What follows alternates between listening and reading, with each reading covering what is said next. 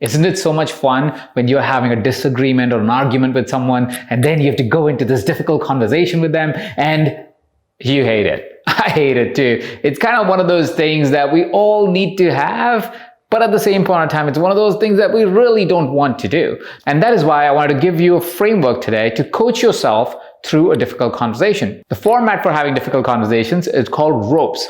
ROPES.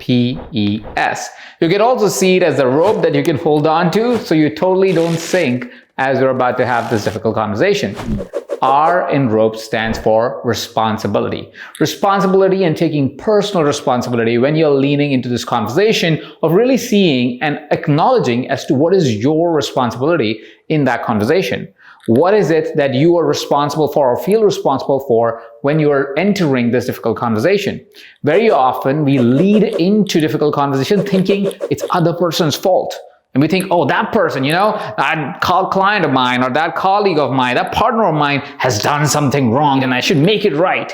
And while that may seem like is the right approach from your perspective, any situation that requires a conversation, a difficult conversation, is a two-sided or multi-sided approach, which means there's some responsibility that you have in this situation. So first of all, identify what is your personal responsibility. What is it that you might have done, you might have said, you might have created as an experience that may be partially responsible for you to get to the stage where you need to have this conversation. Then comes O.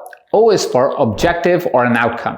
What is it that would be your highest, the best outcome that you can hope for from this conversation? The reason why this question is so very important, this discovery is so very important before you get into a difficult conversation, is because a lot of the times we go into the conversation when it's a difficult conversation to set the record right.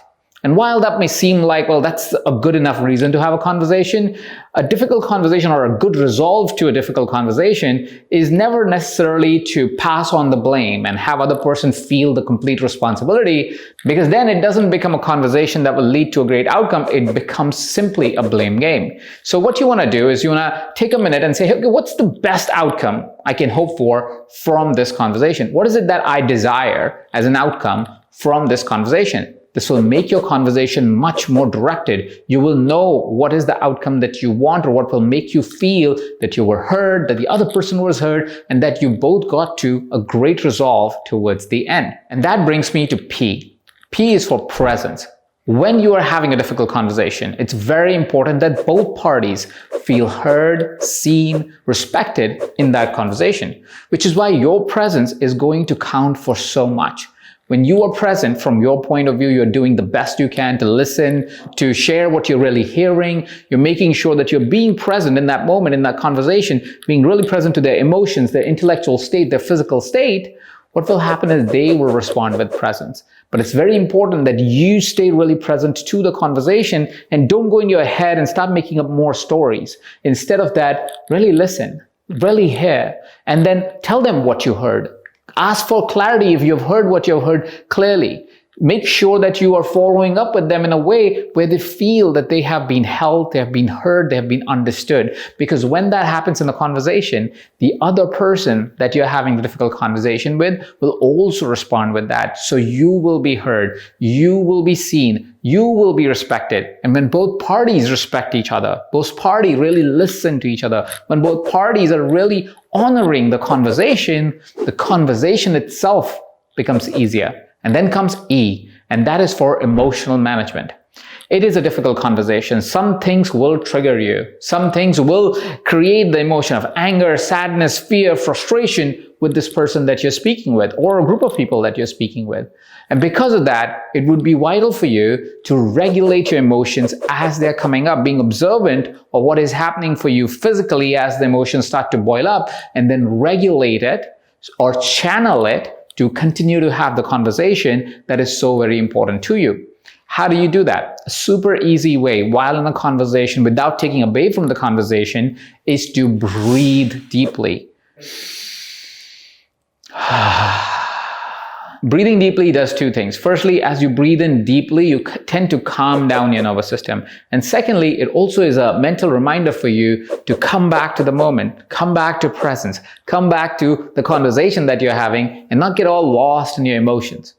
If let's say the emotions are really riled up, if you're really feeling it and you're like, the breathing's not really helping, ask for permission, seek permission from the person that you're speaking with. Share with them, hey, listen, I am feeling a great sense of frustration. I am feeling a great sense of anger. Do you mind if I shake it off for 10 seconds?